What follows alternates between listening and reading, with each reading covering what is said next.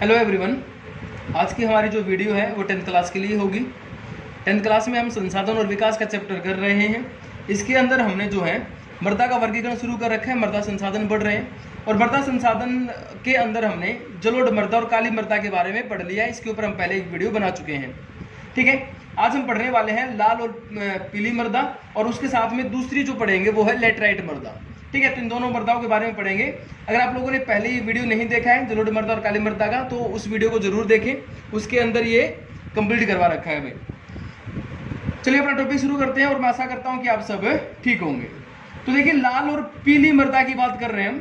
लाल और पीली मृदा कैसी होती है, उसका निर्माण किस प्रकार होता है, तो सबसे पहले हम निर्माण की बात करते हैं। जो इनका जो निर्माण होता है ना लाल और पीली मृदा का, ठीक है, निर्माण देखो भाई, इसमें कहता है कि क्षेत्र, किसी भी क्षेत्र के अंदर है ना चट्टान पाई जाती है, उनको बोला जाता है पुरानी रवेदार चट्टाने, यानी कि आग्नेय जो चट्टाने होती है ना उन्हीं का पार्ट है ये प्राचीन रवेदार चट्टाने या आग्नेय चट्टाने। और उसके अंदर दूसरा यहां पर मिलता है दूसरा कायांतरित या रूपांतरित चट्टाने। आप लोगों को पता होगा चट्टानों के बारे में, चट्टाने तीन प्रकार की होती हैं, आग्नेय, अवसादी और कायांतरित। ठीक है, कायांतरित को रूपांतरित भी बोला जाता है, ठीक है, और अवसादी को तलछटी भी बोला जाता है।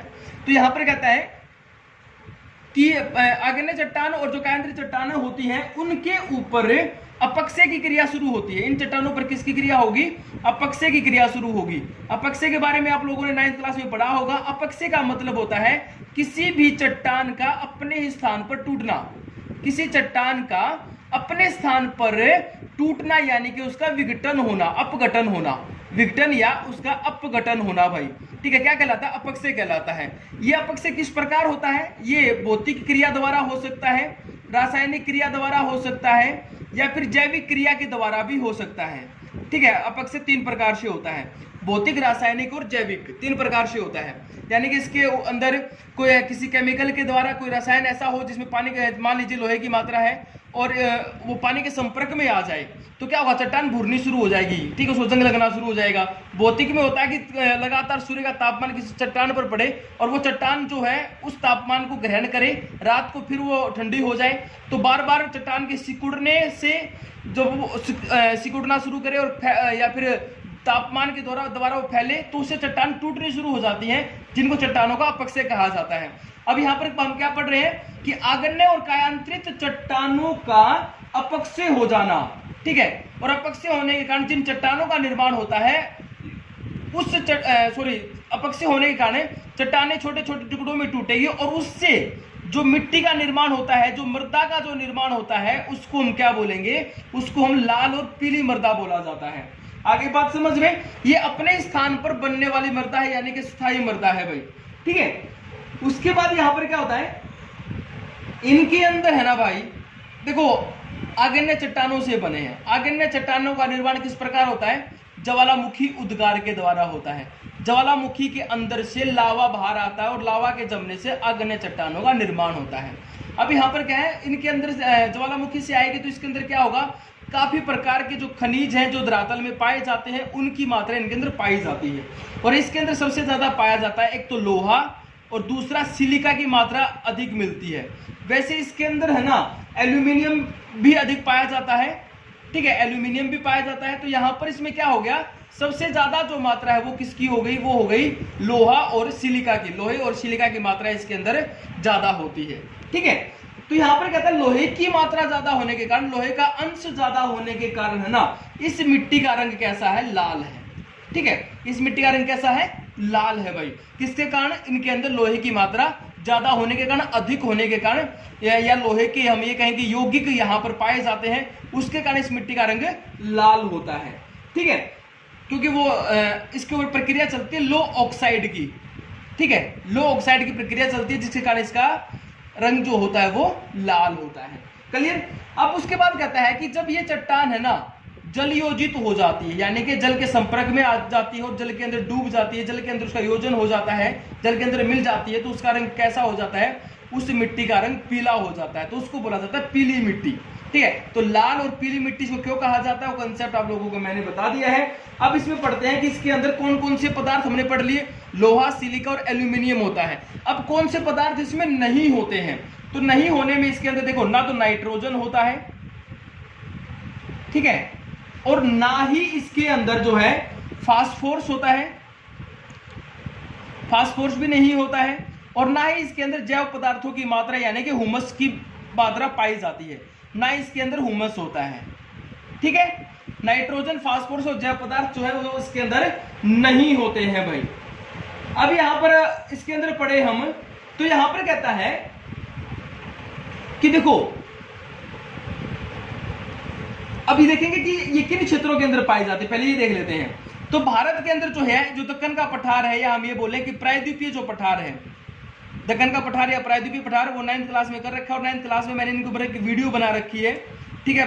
पठार की अलग से वीडियो मिलेगी आप लोगों को, चैप्टर 2 है भारत की भूआकृतियों के बारे में, उसके अंदर हमने कर रखा है, तो वीडियो देख लीजिएगा। भारत का जो दक्कन का पठार है, जो प्रायद्वीपीय पठार है, उनका जो बाहरी क्षेत्र है ना, यानी कि उसके जो हम बात करें जो सीमावर्ती जो क्षेत्र है, सीमावर्ती क्षेत्र अलग अलग राज्यों के जो सीमावर्ती क्षेत्र है ना भाई, उनके अंदर ही मिट्टी पाई जाती है। क्षेत्र कौन कौन से, जिसमें तमिलनाडु शामिल है अपना, ठीक है, उसके साथ में कर्नाटक है, आंध्र प्रदेश आता है, ठीक है, उड़ीसा में पाई जाती है, छत्तीसगढ़ में पाई जाती है। यानी कि जो पठारी क्षेत्र है ना, पठारी क्षेत्र का जो बाहरी हिस्सा है उसके अंदर ये मिट्टी पाई जाती है, ठीक है। इस जो महाराष्ट्र का भी हिस्सा आता है, ठीक है, तो ये क्षेत्र इसके अंदर पाई जाते हैं जहां पर ये मिट्टी पाई जाती है, ठीक है। तो हमने पढ़ लिया इसके अंदर क्या क्या पढ़ा है हमने, निर्माण हो गया इसका, इसको किस प्रकार लाल और पीली मिट्टी क्यों बोला जाता है ये पढ़ लिया है, इसके अंदर कौन कौन से तत्व पाए जाते हैं ये भी हो गया हमारा। उसके साथ में हमें यहाँ पर लिखना होता है कि ये जो कहां पर पाई जाती है, इसका विस्तार कहां पर हुआ है, वो भी हो गया है। अब बात कर लेते हैं कि इसके अंदर उगाया क्या जाता है या फिर इसका यूज क्या है। तो देखो भाई, ना तो इसके अंदर नाइट्रोजन है, ना फास्फोरस और ना ही हुमस की मात्रा पाई जाती है। तो ये जो मिट्टी होती है ना, ये एक प्रकार से अनउर्वर मिट्टी होती है, यानी कि अनुपजाऊ मिट्टी होती है, बंजर मिट्टी होती है, बंजर भूमि होती है, ठीक है। इस प्रकार की मिट्टी ज्यादा होती है, इसमें बजरी, ठीक है, पथरीली धरती होती है। तो यहाँ पर कहते हैं कि इसके अंदर ज्यादा कुछ नहीं, बाजरा जो है ना वो ज्यादातर इसके अंदर उगाया जाता है, ठीक है। ये दो प्रकार की होती है, जो बजरी और जो छिद्र युक्त होती है ना, उसके अंदर तो बाजरा उगाया जाता है। और जो मान लीजिए किसी नदी घाटी के साथ में, घाटी वाले क्षेत्र में है, निमंत वाले क्षेत्र में ना, वहां पर थोड़ी सी गहरी होती है, यानी कि उर्वर होती है। तो उन क्षेत्रों के अंदर इसके अंदर ना कपास, गेहूं और दलहन वगैरह उगाए जाते हैं, ठीक है। कपास, गेहूं और दलहन उगाया जाता है। आगे बात समझ में, निर्माण समझ गए होगे आप। यहाँ पर सिर्फ निर्माण किस प्रकार हो रहा है, चट्टानों के अपक्षय के कारण, टूटने के कारण उनका निर्माण हो रहा है, ठीक है। जिस प्रकार हमने कल काली मिट्टी के बारे में पढ़ा था ना, काली मिट्टी भी किन से बनती है, ज्वालामुखी जो पदार्थ निकलते हैं, ज्वालामुखी जो चट्टानें होती हैं उनके टूटने से ही काली मिट्टी बनती है। लेकिन इनके ऊपर ज्यादा प्रभाव किसका होता है, तापमान का प्रभाव होता है, ये ध्यान में रखना भाई। तापमान और नमी, आर्द्रता या वर्षा हम कहें, इनका सबसे ज्यादा प्रभाव पड़ता है किसी भी मिट्टी के निर्माण के अंदर, ठीक है। अब आगे बात कर लेते हैं, आगे बात करते हैं हम लेटराइट मृदा के बारे में। काली मृदा के ऊपर एक डाउट आया था, वो डाउट और सुन लीजिए। उसमें यह आया था कि हमारे क्षेत्रों के अंदर ज्वालामुखी नहीं होती है, ज्वालामुखी उद्गार नहीं होता, तो हमारे क्षेत्रों के अंदर काली मिट्टी पाई जाती है। जो हमारे जो जोहड़ होते हैं, जो तालाब होते हैं, उनके अंदर काली मिट्टी पाई जाती है। तो देखिए भाई, वो काली मिट्टी क्या है, जब नदियों के द्वारा जो नदी या नहरों के अंदर जो मिट्टी, जो रेत जो लगातार जो बहा करके लाया गया है ना, वो रेत एक जगह पर निक्षेप कर दिया जाता है, यानी कि जोड़ के अंदर वो जो पानी आता है और उसके अंदर जो मिट्टी जमनी शुरू हो जाती है ना, वो मिट्टी क्या होता है, लगातार कई सालों तक पानी के संपर्क में रहती है, और पानी के संपर्क में आने के कारण उसके गुण बदल जाते हैं, जिसके कारण वो क्या होता है, वो काली मिट्टी में तब्दील हो जाती है, ठीक है। लेकिन इसके अंदर ये नहीं है कि ज्वालामुखी वाले सारे गुण मिलते हैं, लेकिन ये काली मिट्टी ही होती है एक प्रकार से, ठीक है। इसका रंग ज्यादा ये जो है, अगर मान लीजिए जोड़ सूख जाए और उसके अंदर दरार पड़ जाए, और एक समय के बाद अगर मान लो उस हिस्से को बिल्कुल बारीक कर दिया जाए ना, तो वो उसी मिट्टी में तब्दील हो जाएगी जहां जिससे उसका ये जो काली मिट्टी में तब बनी थी या उसका निर्माण हुआ था, ठीक है। अब आगे बात कर लेते हैं, एक बार अपना अगला टॉपिक है लेटराइट मृदा और करते हैं। एक वीडियो के अंदर हमने 2 मृदा के बारे में किया था, 2 मृदा अगली वीडियो में कर लेंगे। तो हमारी जो नंबर 4 है वो है लेटराइट मृदा भाई, लेटराइट या लेटेराइट मृदा इसको बोला जाता है, ठीक है, लेटराइट मिट्टी। इसमें देखो सबसे पहले बात करते हैं कि ये जो शब्द है, इस शब्द के बारे में बात कर लेते हैं। ये ग्रीक भाषा का एक शब्द है लेटर, ग्रीक भाषा का एक शब्द है लेटर भाई, ठीक है, उससे इसका निर्माण हुआ है और उसका मतलब होता है ईट। लेटर का मतलब हो गया ईट, ठीक है, ग्रीक भाषा का जो शब्द लेटर है उसका मतलब हो गया ईट भाई, ठीक है। अब आगे बात करते हैं निर्माण की। निर्माण देखो, इसका जो निर्माण है ना, वहां पर ये कहता है कि उसके ऊपर प्रभाव पड़ता है तापमान का।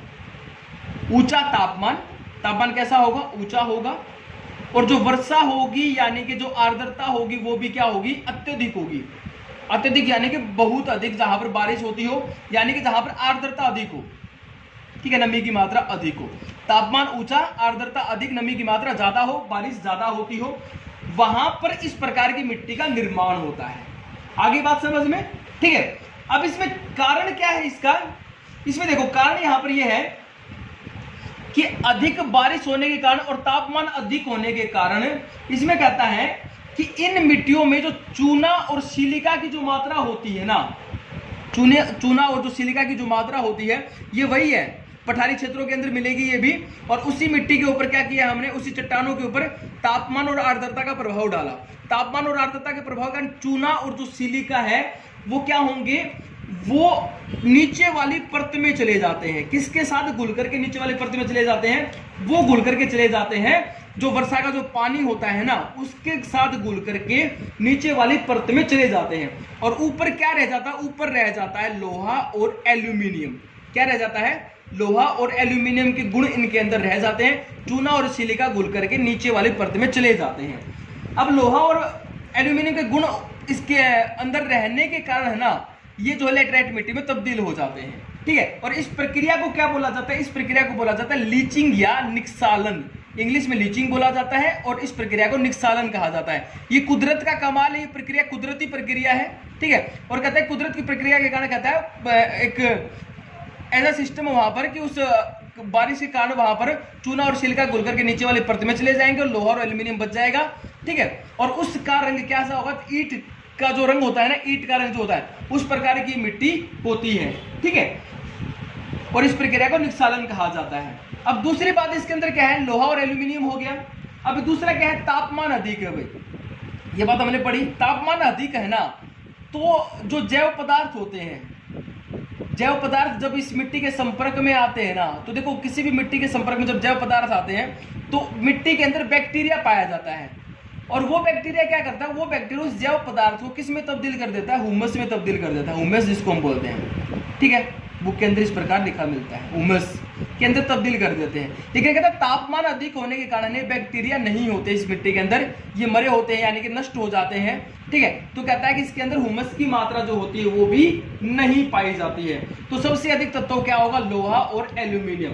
क्या नहीं पाया जाता, तो इसके अंदर भी नाइट्रोजन नहीं पाया जाता, चूना नहीं पाया जाता, ठीक है, और साथ में फास्फोरस नहीं पाया जाता, मैग्नीशियम नहीं पाया जाता, ठीक है, नहीं पाया जाता बता रहा हूं मैं, ये ध्यान में रखा। नाइट्रोजन, फास्फोरस, चूना, ठीक है, जैव पदार्थ यानी कि हुमस नहीं पाया जाता, मैग्नीशियम नहीं पाया जाता, पाया क्या जाता है, लोहा और एल्यूमिनियम। बार बार ये बता रहा हूं ताकि आप इसको अच्छी प्रकार से बता सके एग्जाम के अंदर। अब बात करते हैं कि कहां पर ये मिट्टी पाई जाती है, इस मिट्टी के विस्तार की बात करते हैं। तो विस्तार देखो भाई, विस्तार है इसका एक तो पश्चिमी घाट, ठीक है, पश्चिमी घाट यानी कि ये पूर्व और ये पश्चिम। तो ये वाला जो हिस्सा है ये पश्चिमी घाट है, प्रायद्वीपीय पठार का पश्चिमी हिस्सा, प्रायद्वीपीय पश्चिमी घाट भाई, ठीक है। जो पश्चिमी घाट है ना यहां पर पाया जाता है। दूसरा इसके अंदर नागपुर का पठार, ठीक है, नागपुर पठार के अंदर पाया जाता है, तमिलनाडु में पाई जाती है, ठीक है, आंध्र प्रदेश में पाई जाती है, उसके साथ में उड़ीसा के अंदर भी पाई जाती है, महाराष्ट्र में भी पाई जाती है और मध्य प्रदेश के अंदर भी ये पाई जाती है। और साथ में अगर हम असम की बात करें तो असम में कहता है जो पहाड़ी इलाके हैं उनके अंदर भी ये पाई जाती है, ठीक है। अब बात करते हैं कि इसके अंदर उगाया क्या जाता है या क्या किस प्रकार हम इसका यूज कर सकते हैं। तो देखो भाई, कर्नाटक क्योंकि पश्चिमी घाट में आता है, कर्नाटक हो गया, केरल हो गया, ठीक है, और एक तमिलनाडु। यहां पर है ना, इसके अंदर कहता है कॉफी और चाय उगाई जाती है। ठीक है, कॉफी और चाय का उत्पादन किया जाता है। आगे बात समझ में। साथ में इसके अंदर कहता है केरल और तमिलनाडु, तो इसके अंदर काजू भी उगा लेते हैं, काजू।